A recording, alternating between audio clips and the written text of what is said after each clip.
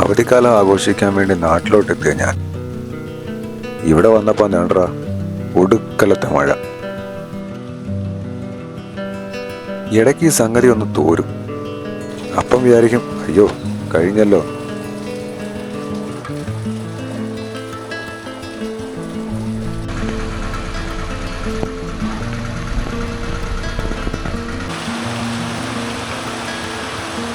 മാസാവസാനം ആയതോടെ മഴ കനക്കാൻ തുടങ്ങി. മഴയെന്ന് പറഞ്ഞാൽ പെരുമഴ. കാലവർഷത്തിൻ്റെ ശക്തി എന്താണെന്ന് അറിയണമെന്നുണ്ടെങ്കിൽ കുറേ ദിവസം കേരളത്തിൽ നിൽക്കണം. ഇങ്ങനെയൊക്കെയാണേലും ഈ മഴ കണ്ടിരിക്കാനൊരു സുഖമാണ് കേട്ടോ.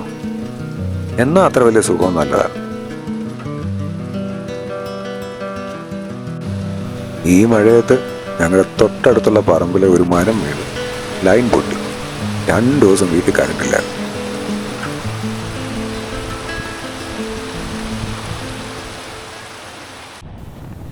അങ്ങനെ അവധിക്കാലം കഴിഞ്ഞു.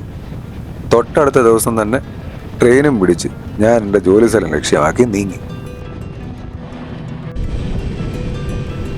ഈ മഴ കാരണം ഒരുമാതിരിപ്പെട്ട താഴ്ന്ന പ്രദേശങ്ങളൊക്കെ വെള്ളം കയറി തുടങ്ങി. ഈ മഴക്കാലത്തും ഈ ട്രെയിനിൻ്റെ സൈഡ് സീറ്റിൽ നിന്നുള്ളൊരു യാത്ര അതൊരു അനുഭവം തന്നെ കേട്ടോ.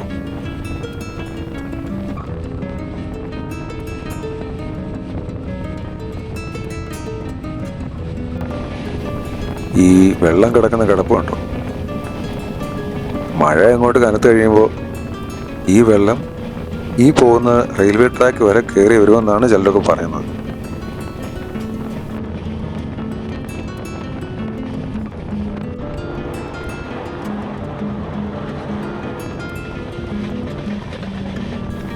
കാണാൻ നല്ല ഭംഗിയൊക്കെ ഉണ്ടെങ്കിലും മഴക്കാലമാകുമ്പോൾ ഇവിടെ താമസിക്കുന്ന ആൾക്കാരുടെ അവസ്ഥ ഓർക്കുമ്പോഴാണ് പ്രയാസം. ശരിക്കുള്ള ബുദ്ധിമുട്ട് എന്താണെന്ന് അവർക്കല്ലേ അറിയൂ.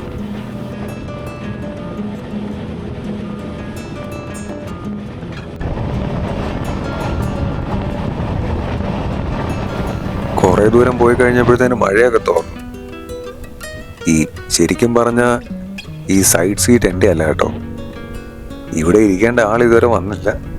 അതുകൊണ്ട് ഞാൻ കയറി സൈഡ് സീറ്റിൽ ഇരുന്നു, അത്രേ ഉള്ളൂ.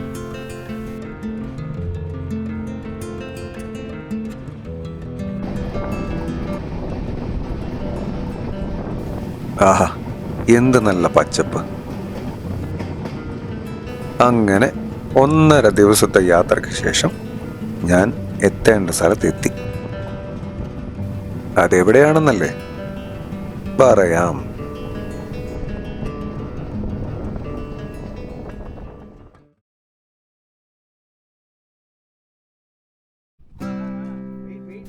ദേ, ഈ ഇരിക്കുന്ന ആൾക്കാരാണ് എൻ്റെ സഹപ്രവർത്തകർ. ഞങ്ങളെല്ലാം കൂടെ ഒരു സ്ഥലം വരെ പോകാൻ റെഡിയായിട്ടിരിക്കുക. എല്ലാവരും കയറി ഇരുന്ന് കഴിഞ്ഞപ്പോഴാണ് മനസ്സിലായത് ഇതല്ല വണ്ടിയെന്ന്. പിന്നെ ഒന്നും ആലോചിച്ചില്ല, പോകാനുള്ള അടുത്തുള്ള വണ്ടിയെ കയറി സ്ഥാനം പിടിച്ചു. ഞങ്ങളെല്ലാവരും കൂടെ ഒരു ക്യാമ്പയിനിങ്ങിന് പോവുകയാണ്. എന്നെ സംബന്ധിച്ചിടത്തോളം ഇതൊരു പുതിയ അനുഭവമായിരുന്നു. ഇതുവരെ ഞാൻ ചെയ്യാത്തൊരു പണി.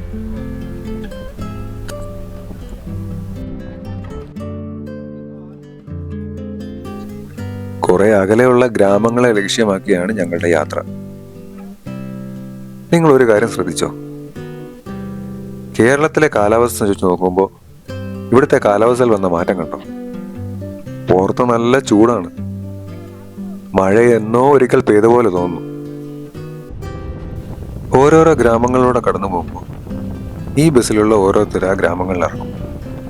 അവര് ആ ഗ്രാമങ്ങളിൽ ക്യാമ്പയിനിങ് ചെയ്യും. എനിക്കിറങ്ങാനുള്ള ഗ്രാമം വളരെ ദൂരമായതുകൊണ്ട് ഞാൻ ഇവിടെ ഇരുന്ന് ഈ കാഴ്ചയുള്ള കണ്ടിങ്ങനെ ഇരുന്നു. ഈ സ്ഥലങ്ങളൊക്കെ കണ്ടില്ലേ?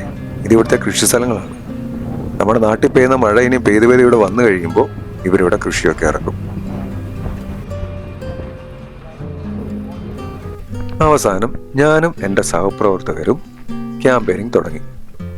ഇതുപോലെ വീടാന്തരം കയറി ഇറങ്ങി അവിടെയുള്ള ആൾക്കാരോട് ഞങ്ങളുടെ സ്ഥാപനത്തെക്കുറിച്ച് വിവരിച്ചു കൊടുക്കണം. അതും ഈ ചുട്ടുപൊള്ളുന്ന വെയിലത്ത്. പിന്നെ എനിക്ക് ഇവരുടെ ഈ ഭാഷ അത്ര പിടിയില്ലാത്തതുകൊണ്ട് ഞാൻ കൂടുതലൊന്നും വിവരിക്കാൻ പോയില്ല. ഇനി ആ സ്ഥാപനം ഏതാണെന്ന് അറിയണ്ടേ? ഇതാണ് ആ സ്ഥാപനം.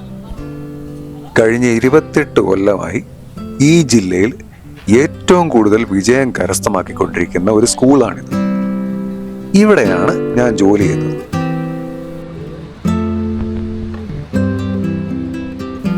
ഇതാണ് ഗീത സ്കൂൾ.